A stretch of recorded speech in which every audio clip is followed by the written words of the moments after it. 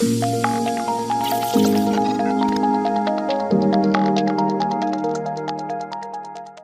to Scrolling to Death. Today I have Mackenzie Price, founder of a new educational model called 2-Hour Learning. Hi, Mackenzie. Hi, nice to see you, Nikki. Thanks for Nice to having me. see you too. I'm really eager to learn about this brand new method that I learned about. And on your website, one thing that caught me, you say, school is broken and we're here to fix it. So why don't we start with that? Can you tell me more about what you're saying there? Yeah.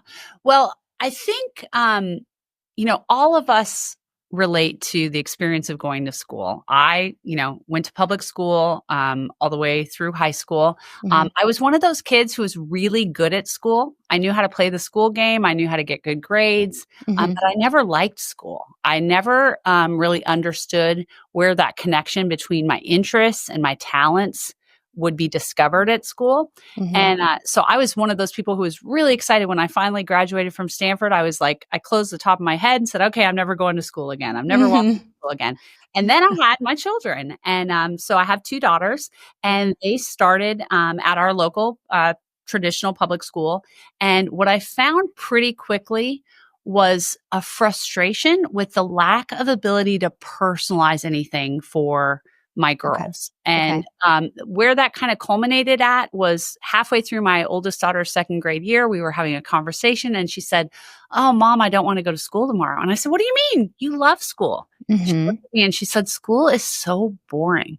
And I just had this moment of like, oh my gosh, this is a kid who's like tailor-made to want to be a great little student. And in 2.5 years, this passion for doing that has been wiped out. And I realized at that point, it wasn't about that particular school or her teacher that she'd had that year or anything else with that. It was an issue with the model of education. And the bottom line is that since the Industrial Revolution, when we turned schools into more of a factory model education experience with a teacher teaching to a class of 15, 20, 25 students, who are all at different levels of understanding in whatever material is, in a time-based system where the teacher teaches something and moves on, whether or not a child has gotten it, or if that kid had already understood the material when it was introduced. And that was the challenge that I saw. So 10 years ago in 2014, I decided it was time to make a change. And I started my first school with the understanding that every child deserves to get personalized learning experience where they can be engaged, where they can go at the pace and the level that's right for that child. And that's something that's not possible in our traditional teacher in front of a classroom model. Okay. And so what you created is this 2-hour learning method, and I'll let you tell me about it, but it basically gives students an AI tutoring program that allows them to learn, and you say to learn 2 times as much as an average student in 2 hours. Yeah. Can you just explain that to me a little bit more? Absolutely. Well, there have been learning science research that's been out for 40 years. Back in the 1980s, when I was a student, in elementary school, learning science from Harvard and Stanford and Oxford University has all shown that when kids get one-to-one mastery-based tutoring, they're able to learn 2, 5, even 10 times faster than in a traditional teacher in front of the classroom model. And so you think about that, the idea that when a child is getting this one-to-one experience where there is someone, and think back to Aristotle, and the days when everyone had, not everyone, when the wealthy could have their private tutors. That is how kids learn really well. And learning science has known this forever, but it hasn't been possible when we have brought out mass education to, everybody. Not everyone can, we can't provide a tutor or a teacher to every single kid. However, technology has now enabled us to finally be able to do that. And so I knew when I started the first school that using adaptive app technology, we can provide every single kid with their own individualized, personalized learning experience. And what that ends up doing is it creates a much more engaging experience. So instead of sitting in a classroom looking at a teacher teaching, or reading out of a textbook at the same pace as everyone else, every single kid is being met exactly where they need to be and going at the pace they need to be. And as a result, kids can learn twice as fast, and they don't need to spend all day sitting in a classroom to learn that. And if you think about this, and Nikki, you probably have experience with this, Mhm. think about a 45-minute math class. How much of that 45 minutes is really new explanations of a concept that Mhm. are understood? And in that 45-minute period, when concepts are being explained, there are Mhm. kids who already know the concepts from the beginning and they're bored. And there are kids who at the end of that 45-minute lesson, they're like, I have no idea what I just learned. And Mhm. in either choice, in the traditional model, you have to go forward. Whereas what we're able to do now with this personalized learning method is Mhm. kids go at exactly the right pace that they need. And so, of course, then the big question is, what do you do with the rest of the day? Because Sure. I Mhm. know a lot of parents in an in school experience, they don't want to send their kids home after 2 hours. And what we've realized is we can take the rest of the school day that is Mhm. now opened up to develop life skills, right? And so it's grit and teamwork and leadership and communication and socialization skills and storytelling abilities and financial literacy, which I think are all of those skills that we believe are what help make young people successful when they go out in the world. And Mm. in a traditional school model, there's not time to focus on those types of things because they're just trying to get through math and reading and social studies and science and all of those types of things. So Mhm. that's what my 2 hour learning model is we're able to crush academics in, only 2 hours a day. Kids can learn twice as fast. We use NWEA map testing Mhm. to measure those results. And then we spend the rest of the day doing life skills development. And so no credentialed teachers involved? Absolutely, there are credentialed. I mean, it depends on which model you're going at. Mm. But in Arizona, for example, we were approved as a public charter, and so there are Okay. certification requirements for the teachers that are involved. In our in-school private schools that we have, I would Mhm. say about 10 to 20% of our staff are come from a traditional teaching background, Okay. and they are so excited about the fact that we have provided an environment where we can transform the role of the teacher to be Mhm. able to focus on motivational and emotional support and teaching these life skills that are really critical. So they're not Okay. teaching academics. We're allowing our kind of make learning personal platform to do that. Okay. But instead, our teachers focus on connecting with students, getting one-on-one time to understand what makes a student tick when they're challenged. What are the things they Mhm. tell themselves? What growth mindset strategies can we incorporate into this? And how can they develop the skills to be successful? So Okay. things like becoming an expert in something or critical thinking, being able to analyze all sides of an argument, before they make something. That's, I think, the thing that humans are incredibly good at doing Mhm. that now we're basically using artificial intelligence to raise human intelligence for both the student as well as the adults that are working in that classroom. Okay, so I'd love to dig into the AI program a little bit more. Does it have a specific name? Well, under 2 hour learning, Okay. we kind of call it our AI tutor or our make learning Okay. personal platform. Did you So develop it in-house? mhm. And what age do kids start using that 2-hour learning AI program? We just opened our preschool program today. So we have Oh, a Kinder Bridge program that just started today, okay. but we are a K through 12 school system. So we have students from, as of today, pre-K, but Mhm. kindergarten through 12th grade who have been using our system. Okay. What do you feel about screen time? Because at those young ages, pre-K being 5, 4 years old even, recommendations are kids shouldn't have more than 1 hour of screen time per day. So how do you justify, like, this difference So of screen time? I'm a really big fan of limiting screen time. Mhm. In fact, when my kids were growing up, we didn't do screens, we didn't do Yeah. TV, we didn't do that kind of stuff. Yeah. I'm a huge fan of the wait till 13 policy, of Mhm. not getting a smartphone or any of those Mhm. types of things, Yeah. because I think screen time is something that can be a real challenge. And we've certainly seen, I was with Jonathan Haidt a couple months ago who wrote The Anxious Generation. We Mhm. see so many challenges that come with that. But what I would say is that not all screen time is created equal. There is a difference between doom scrolling TikTok or playing video games for hours on end or just watching YouTube endlessly Mhm. and receiving a personalized one-to-one, totally engaging learning experience Mhm. where kids are going at exactly that pace that they need. And so when we think about our kind of 2 hour learning that we're spending there, What this is if I were to tell you, Nikki, that a kid was sitting with a human looking at them and they were giving them questions. And when the kid got it right, they're saying, okay, let's go to the next question. When they got it wrong and saying, let's read this explanation, let's learn this, you would probably say, gosh, that sounds amazing. Mhm. So what we're now doing is we're providing that experience. It does happen to be delivered on a screen, Mhm. but you compare that to kids sitting in class, generally like this, Mhm. and you're saying just because it's not a screen, but it's a teacher speaking in front of a classroom or Yeah. sometimes listening to another kid, that's so much better. I would disagree. And so the engagement part is a huge key to me. The other thing that I think is so important that we teach young people as a life skill is Mhm. they need to understand how to interact with technology. How should they be interacting with screens? What should they be spending their time putting into their brains, right? And so that's something that I think is just so critically important to have those conversations with our kids to be able to say, hey, understand garbage in, garbage out, be thoughtful and protective about what you're putting into your head when you're, Mhm.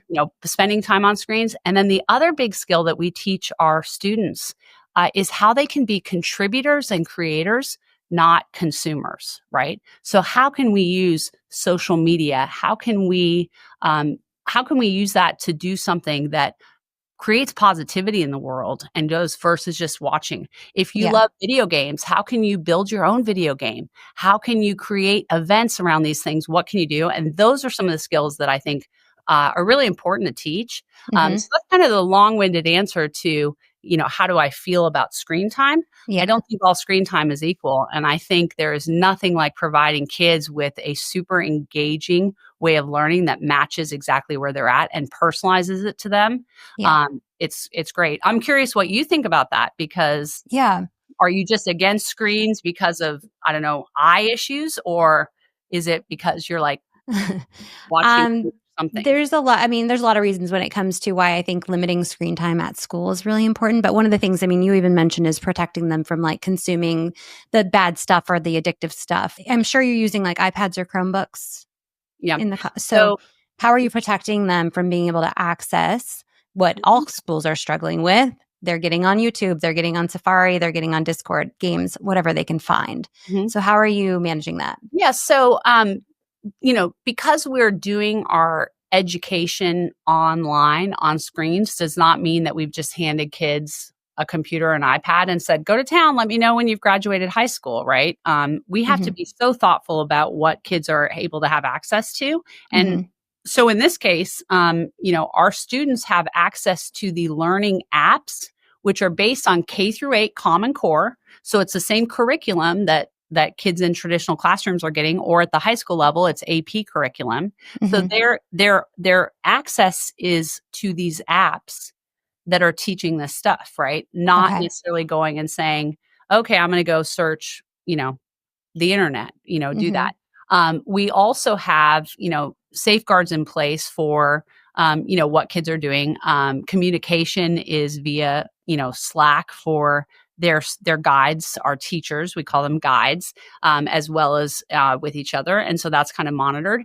But I think that is, it's critically important for schools to provide that safety. And I Mhm. think one of the challenges, and I'm sure your social media and podcast gives a great platform to amplify the challenges that some schools are doing where they're like, hey, how do we balance this? Like, we give them an iPad because then we can say we're tech forward, but Right. then kids are off doing who knows what. Mhm.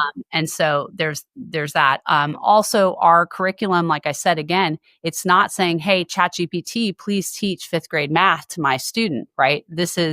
We're not using that. Our AI tutor is Mhm. monitoring and managing to understand, is a student effectively and efficiently learning, Mhm. taking information from assessments that we do and feeding that back into the system to make sure that kids are filling holes that they have, right? Mhm. It's obviously really hard to understand eighth grade math. You're trying to do pre-algebra. If you don't understand your fractions really well, that's hard if Mhm. you don't remember your multiplication table. And that's the beauty of using technology to be able to say, hey, let's figure out what does the kid know, what don't they know, and let's go fill those holes, which is that mastery-based education. And that's Mhm. done from a curriculum perspective. It's just done in an adaptive way, as opposed to saying, hey, hop on the internet and just, enjoy your day. Do they bring the devices home with them?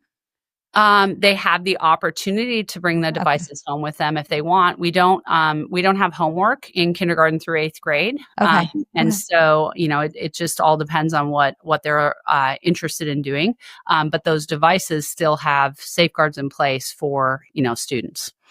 Is it like a no paper environment? Do they have little notebooks to kind of work on the math on paper? How does it look? Note taking is a super important life skill that we have to Right. develop, right? Yeah. So it's critical that when you're doing that, I love when you walk into one of our kindergarten classrooms, our students have all these tactile things that they go and work on, or we've got like dry erase tables. So you'll Hmm. see kids writing on the table doing their math. Hmm. It was very funny. Our second grade students, we have something called a check chart that goes across our grade levels Hmm. of things that they need to be able to accomplish. So, for example, like our fifth and sixth graders have to know how to change a tire, right? Hmm. And our second graders have to, as a community, they have to create a business that makes $5,000 in profit.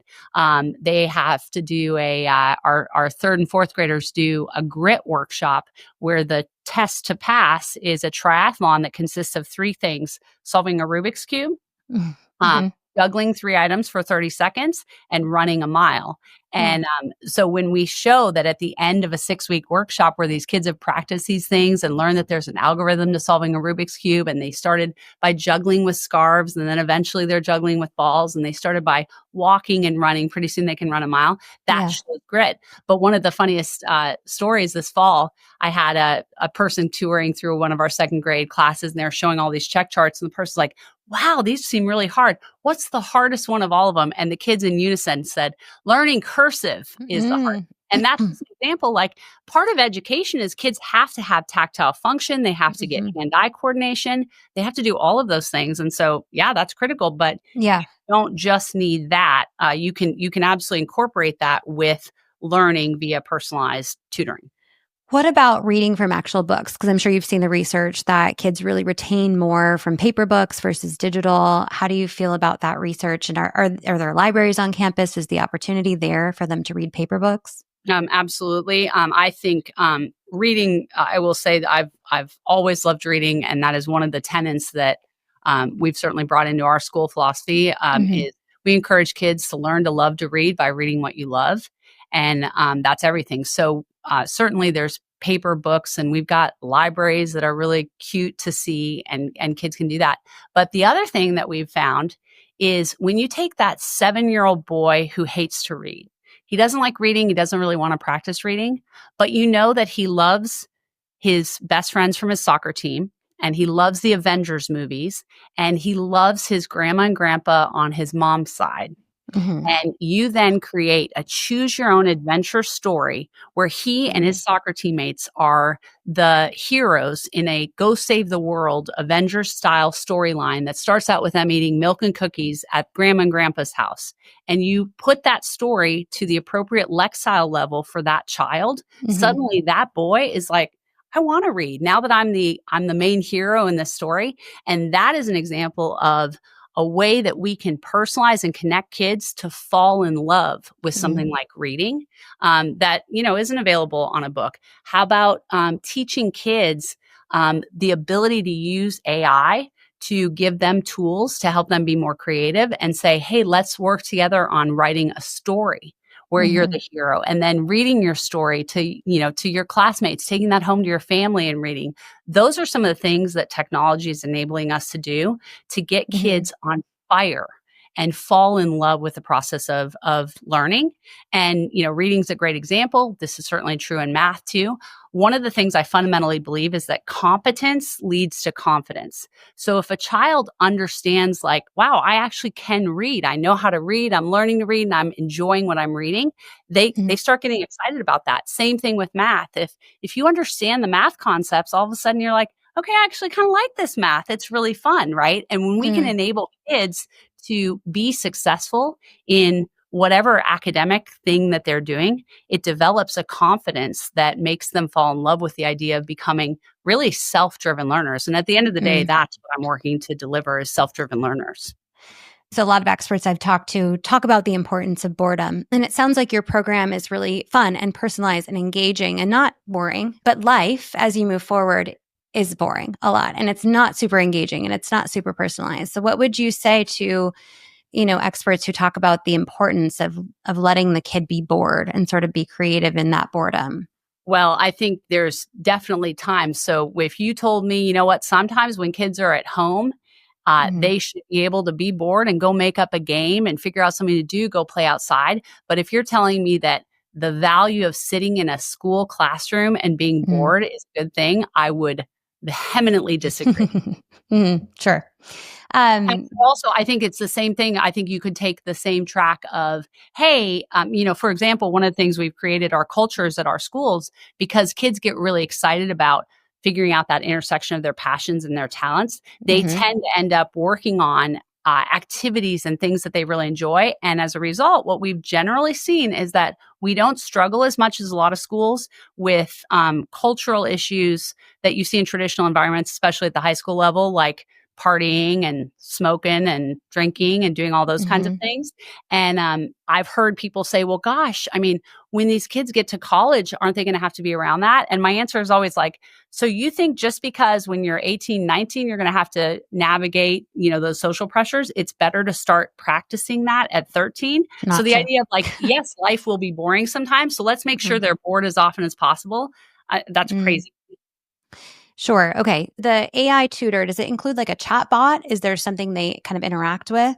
No, not really. There's not a chatbot on there, but what they Okay. are able to do is they're learning through so that the AI tutor is really just kind of monitoring to understand like if a child is going through a lesson, Mhm, what's the pace and what's the accuracy level at which they're going through that? If they mm, are blasting through the lesson really quickly, but their accuracy is low, then sure. it'll say, "Whoa, we got to slow down here because either the kid's not fully reading the question, or they're Mhm, just guessing, or whatever, or maybe the material's too hard. Let's figure that out." So it's very intelligent being able to figure out like, "Oh, this child is distracted and not paying attention. That's why," mm, or they're struggling. Or on the other hand, let's say they're taking too long to answer something, or they're struggling to get questions right. mhm, Is it because they need to revisit that concept? And maybe it could be, okay, let's go back and reread the lesson. Let's mhm, watch a video that explains the lesson. Let's get auditory support to help you, or let's bring in a lesson from another resource that will mhm, explain something a little bit differently, right? And so that's where the intelligence of the system comes in to be able to say, how can we make sure this child is absorbing and learning whatever it is mm. that they're getting, Yeah. on that. How many adults are there to support? Because I know a lot of kids, when they're using apps at school, they get really frustrated, especially when something tells them they're wrong and they don't know why and they have to go back. It can be very frustrating, and often the program's not smart enough to figure out what's actually wrong, and you need that human element to confer with the kid and figure out what's wrong. Yeah. So, how does that look? Yeah, in traditional school, ed tech has not been the solution that everyone hoped it would be. And there's a Hmm. few reasons for that. One of the reasons is they've often incorporated this ed tech in a hybrid approach, which is like, okay, we're going through fifth grade math as a class, but 3 times a week, you're going to spend 15 minutes doing Khan Academy.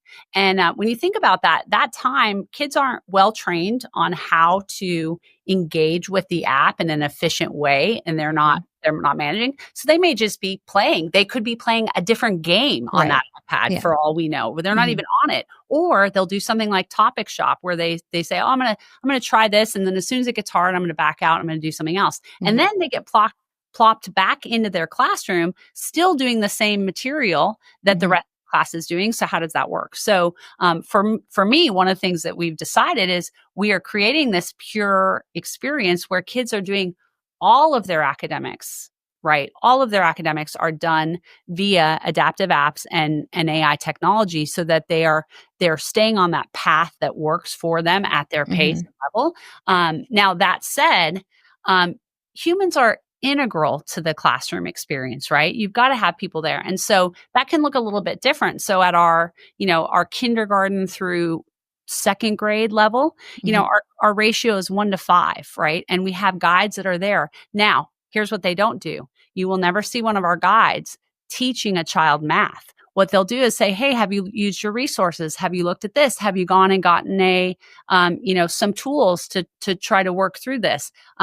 If you're getting frustrated, what kind of growth mindset strategies can you work through as you're doing this? And even most importantly, what's the motivation that we can tap into to get a kid excited? So, at the kindergarten level, that could look like one of our little girls, when she gets a concept right and she hits one of her goals for, the day, she and Mhm. her guide do a 30-second Taylor Swift dance party together. Mhm. And then that Mhm. little girl goes back and is like, I'm ready to go. At the older levels, that could mean, we have a girl who's a fifth grader who she had accomplished her academic goals throughout her 6-week session. And that unlocked the ability for her to go and do a recording session for one of her songs that she has written in a professional recording studio. She loves music. She's a singer. And she Mhm. was like, what can I do to get this? The guides work with the students to figure out what their motivation is. So Mhm. that's the way our teachers spend their time, is kind of figuring out like what gets a kid excited when they're frustrated. How can we help them get back on track?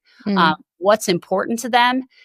What kind of affirmation do they tend to like? How are they hard on themselves? Mhm. We spend time talking about things like inner critics, Mhm. and how valuable it is to realize, what, sometimes I have an inner critic that sits on my shoulder and says, Mackenzie, you're not good enough, or you're never going to Mhm. do this. And instead, our guides are teaching these kids, hey, sometimes you have to learn, you tell that inner critic, hey, shove off, I'm not listening to you. Or, hey, I got to enroll this inner critic to understand, you're right, this is hard, but I just can't do it yet. But if I keep practicing, if I look at some more resources, if I go back and review something that I'd had, Mhm. I can understand it. And those are the things that I think is missing in a traditional classroom environment. No fault of the teacher. Our poor teachers don't have the time or the space to be able to focus on each individual kid because they're busy teaching the curriculum to a group of, Mhm. 15 or 20 or whatever it is. Sure. So that's kind of what it is. And, what we spoke about, or, the video I saw of yours was specifically around Unbound Academy, which is our virtual charter school program. Okay. So in that situation, this is a virtual charter environment, which means families who are choosing to become part of this virtual charter, for Mhm. whatever reason, have decided that they want to have their kids educated at home.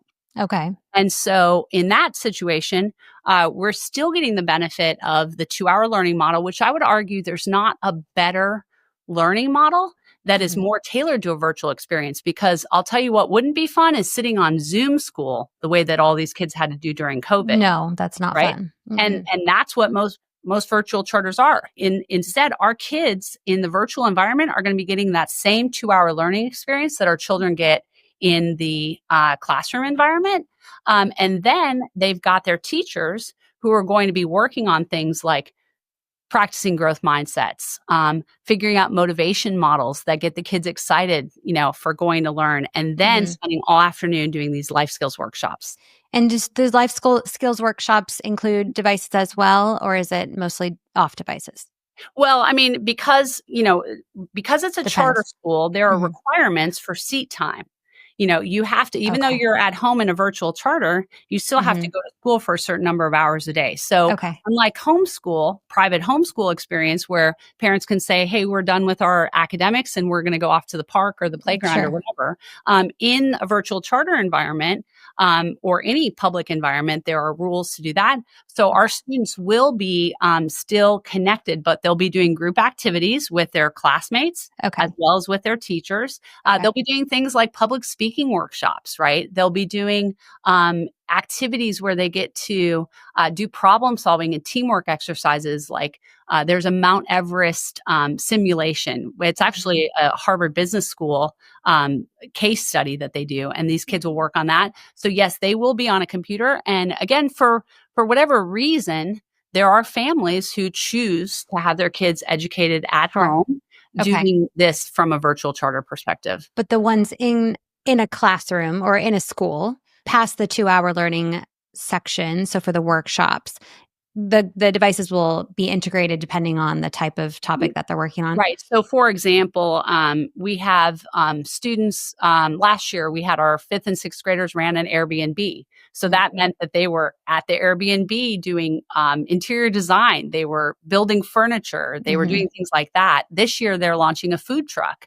Mhm. So they're not doing a ton of stuff on a computer, but Okay. we also have Okay. another one where our third and fourth graders, and actually we do this across the board, but kids love to code.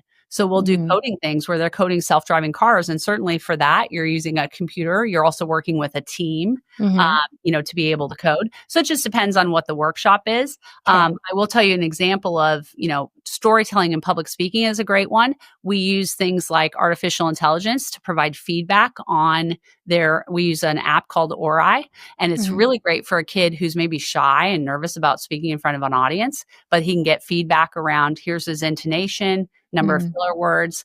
We had a teamwork exercise where the test to pass was our students went to an escape room and they Mhm. were mic'd up, and AI analyzed their intonation and positivity to show are they being Oh. a great team maker. So Mhm. there's things like that. And then the other big thing, my fundamental belief is that when education can be done in only 2 hours a day, one of the biggest thing is let's get kids out and be physical, and Yeah. let's do that. So we always have physical workshops where kids are working. I have a question about the data collection. So AI, a lot of these AI programs, even any ed tech app collects students' data, and that's worrisome to parents. And there was a lawsuit recently against Power School that more than 70 million students and teachers' data was actually sold to third parties. And so Mhm. what data is being collected by the AI platform that you guys use, and is it shared with any third parties? So we have some third-party apps that we use. We use apps like iExcel or Khan Academy or Grammarly or eGump or whatever that is. So we have Okay. information about a student, and really what we have information on is about their learning experience. So, for example, if you go on to 2hourlearning.com, I do an academic deep dive that shows what the experience is like for the student, for the parent. Mhm. As they can see the information, and so the information is around like how many lessons are they getting, where are they at in their thing. And I understand that there's certainly going to be families who are always wanting to say I'm on the very back end of the train on Yeah. innovation and that. And obviously those are families that aren't going to want to choose to be part of this model. But as I say here from my sign, the future of education is really figuring out how to provide kids with this experience that unlocks their potential. And Mhm. I often think that if people are like, oh, but what about data privacy? What about this? Like, sure, we do all the things that you safeguard to minimize against that. Mhm. But one of the big things that I think is so important that we kind of get to do in our society is kids are individual, they're unique, and we should have options that work for those children, right? Like any Mhm. kid. And so, maybe your traditional, school that has zero tech and whatever, if that's working for a kid, that's great, right? But Mhm. Yeah. this is kind of the opportunity that we're looking for. So one thing I want to touch on, and then we'll close out here. But I get really suspicious of these tech companies because their goal is usually engagement, which informs their profit. And a lot of these school devices or school apps are funded by big tech companies. That is their main goal is just engagement and getting our kids to stay on there as long as possible. What does your funding look like? Are you having funding from some of these big tech companies that may be their goal? Because No, that so worries right me. now, for the private schools, I currently have 8 private schools, and then we're expanding throughout the country. And Okay. so we're a tuition-based model. Right. Is Mhm. how we're doing that. I actually have not aligned with any specific AI company, Okay. really because what we want to do is we want to find the best technology and the best innovation that's Mhm. working for that.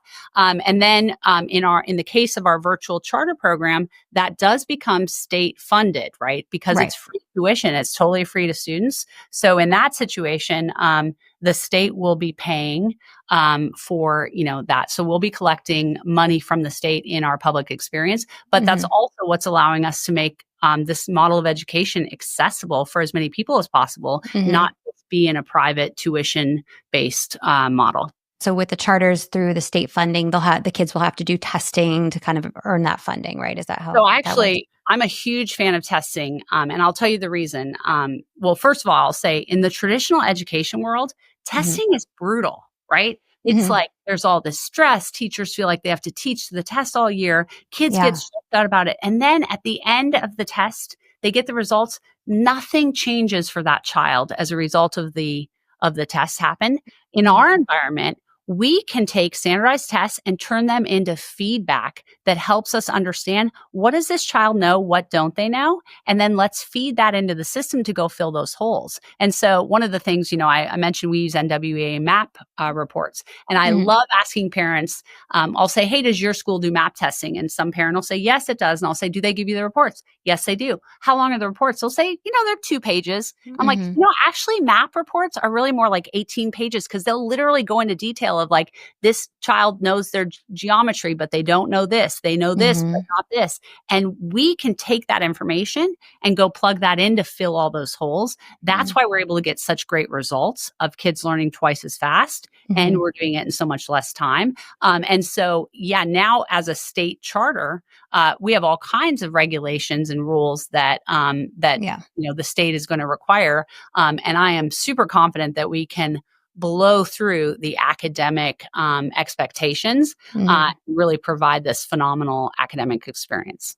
Okay. For any parents that are currently enrolled, but that want to limit their kids' screen time. So that's something that I try to do with my schools. Hey, can we do 30 minutes or less? Is that an option, or is it just where I'm not a good fit for the school? Yeah, no, 2 hour learning. The reason I call it 2 hour learning is because our kids are spending about 2 hours. Actually, last year, our 2023-24 school year, we were averaging 1.77 hours. So it was a little Mhm. bit less. But yeah, I would love a world, and I actually think we're going to get there, where you could get learning twice as much in an hour. Mhm. But no, it's right now the goal is kind of we're at 2 hours. We practice the Pomodoro technique, which is basically 25 minutes of focused time, and then you get a Mhm. break. Of course, for our younger students, that can be shorter, even shorter periods. Our younger students, basically K through third, are spending about 90 minutes a day on their academics, Mhm. is what they're doing. So, and again, that's the beauty of choice, both in our private school model. It's families who are excited about what we're offering, and life skills development and academic excellence. That's exciting for them. And then certainly that'll be the case in the virtual charter as well. The Mhm. beauty of a charter school is it's families who are excited about being part of that, or who get to be a Yeah. part of it. Yeah. Yeah. Okay. Amazing. I would love to talk to a teacher at some point that works for you now, and but then previously worked for a public school. You know That would what? be We have interesting. we have all kinds of great, videos and interviews and things like that that kind of go. It was interesting. I saw your video Mhm. on Instagram that came across, and one of the things like I said, I think life skills are something that are so critical for Mhm. kids to learn. Yeah. Things like critical thinking. We have a workshop called Both Sides, which is you make an argument for something you're really passionate about. Maybe it's here's why I think I should get a later bedtime, right? Mhm. And it's Mhm. the presentation to the parents of, here's the reasons I think a later bedtime. And then what we have our students do is say, now I'm going to give you a presentation on why I shouldn't have a later bedtime. Mhm. And what we want Right. to make sure is that kids are putting their best effort and their Mhm. critical thinking skills to both arguments. Because imagine how great that would be if everyone had that skill. Mhm. And so one of the things I noticed in your video, I got it sent to me from a bunch of followers, and I think we have followers in common, Mhm. is how quick you were to, you know, disparage and you know uh, be against this idea that you actually had tons of wrong data and information about. And I Mm. was just curious, how do you think about that? Because you put out a lot of false information that with a little bit of investigation you would have Mm. seen, no, we don't have no humans. We have teachers who are doing our life skills workshops. Mm. How do you react to that? Because that's the kind of thing that I really work on teaching our kids to not put out in the world. Yeah, yeah. And, I'd read, I think, 3 different articles that Mhm. all said those things. So I think I felt confident in that moment that that was real information. I mean, I'm glad to have this conversation and give you the opportunity to correct me on those things. But I still feel like at younger ages, kids shouldn't be on devices for that long during the day, just based off of the research and the fact that we don't have access to safe devices yet for school. Like using iPads and Chromebooks is not safe. And Mhm. it collects a lot of data that does get shared with third parties and gives them access to, I mean, you can try all you want to restrict their access, but they can still get on things that you don't want them on. I mean, all schools are going to struggle with that. And so I think I've just seen the worst of the worst when it comes to what kids are able to get access to, that I just am very conservative when it comes to that. Yeah, well, I mean, our Unbound Academy is, grades 4 through 8. Okay. And so, again, being in an at-home virtual environment where we don't have our teachers right there Yeah, that makes sense. kids is something Yeah, that's one of the reasons that we decided not to take on kindergarten in our schools that are in sure. person. We have so much more ability to kind of go in from a motivational perspective, from Hmm. again teaching kids how to be self-driven learners. Yeah. I think there's that, and then I think the other thing that's really important is making sure that you know, we're engaging in conversations with our students about being thoughtful Hmm. around their internet safety, Hmm. around their screen time, again, around Yeah. how they do appetites, all of those kinds of things. And Hmm. I think I had a friend whose son was literally using his Kindle app, Hmm. to be able to go to anatomy pictures, and that was his closest he could get to Sure. satisfying sort of Yep. his hormonal urges that he was looking. Yeah. And you're right, there's always going to be something on there, and I think it's Hmm. great for parents to be vigilant about that. But the Hmm. other thing that I think is really important to do that I think a lot of times parents don't do is let's sit down with our kids and let's Hmm. let's go learn about how to manage screen time well. What kinds of things are you wanting to watch, and let's watch them together and let's have discussions about that. Yeah. My own Yeah. daughter actually created an AI chatbot, an app that takes shows that kids are interested in Hmm. and then figures out how parents can use them for talking devices around morality and values, Hmm. right? So, for example, like, how old are your kids, Nikki? 4, 7, and 9. Okay. So there's probably what's your I don't know if your kids are watching anything, but do they have a favorite TV show or film that they watch at age 7 and 9? I mean, we watched Wicked recently. Wicked. Okay, Yeah. so Wicked's a perfect Yeah. example of that, Hmm. where it's like, okay, let's figure out how can we bond over this thing of Wicked, and then how can Hmm. we talk about things like friendship and being true to oneself and being willing to go against the grain, things Hmm. like that. And Yeah. that's something that my daughter, who went to my first school, Alpha, from third grade through, she graduated this past spring, and she's now Hmm. a freshman in college. That's the kind of skills that I was very excited that our school was able to teach her, is like, let's use technology to provide a parent with the ability, if they don't want to sit through and understand every detail of Wicked, right? Which Hmm. actually Wicked's a kind of a fun Yeah. one to Right. watch. But there are Yeah. some shows that you're just like, really, I got Yeah. to watch this. But let Hmm. me figure out how I can connect with my kid and Hmm. talk about things that are of substance. And I always think That's that's a great cool. thing to do, is get parents to get in it and connect with their kids. Yeah, and I agree, like, if we're gonna set boundaries, though, like, telling them why, teaching them about what the risks are. My last question, I wonder if you feel that, like, given what you've learned about your program and your, belief in it, do you think kids who are in the public school system now are left behind because they're not getting these opportunities? And then also, do you feel like kids who are not given access to any tech in school, maybe until high school, and they're just minimally, will they be left behind? I think the state of our public education system is a travesty. I think it's absolutely awful. And I think you can see that in the results. I think you see that in the fact that the majority of our students aren't doing math. They're not doing reading at grade level. They're not Mhm. learning life skills. They're getting socialization that's so negative, in so much of my opinion, Mhm. that I absolutely think education is broken, which is, I actually think it's a perfect way to end, because Mhm. we started with Mhm. this, which Yeah. is, I do believe education is broken and it's time to fix it. And so one of the reasons that I have Future of Education, I have a podcast and I have Instagram and YouTube, is because I want to raise awareness to families that there is a better way where Mhm. their kids can love school, where they can learn twice as fast and they can develop life skills. And I want to work to make this as accessible to as many people as possible, which is one of the reasons that I've been applying for charter status in multiple states, in addition to private schools, because I recognize that not everyone has the means or the interest in spending tuition money on a private school experience. Yep. And so, if we can bring this into the public sphere and make it an option for families that are interested, Mhm. I think that's where we're going to see a lot of success. But yes, I absolutely think that education is in shambles. So Mm. that's kind of where it is. But I'm so excited to get to talk to you, Nikki. I'm Yeah. glad that I ended up seeing your video, and thanks for reaching out to get more information. Sure. And yeah, I think it's a perfect example. We can't always trust what we read, and sometimes we got to go do deep dives. Yeah. But yeah, humans are critical. And what we're doing is we're transforming the role of the teacher to really make a positive impact on kids. And we're transforming the learning experience to make it personalized for each and every student, which Mhm. allows us to raise the floor and blow the ceiling off of what's possible. Thank you, Mackenzie. I'll include a link to your website so that parents can learn more about your approach. And thank you so much for this chat.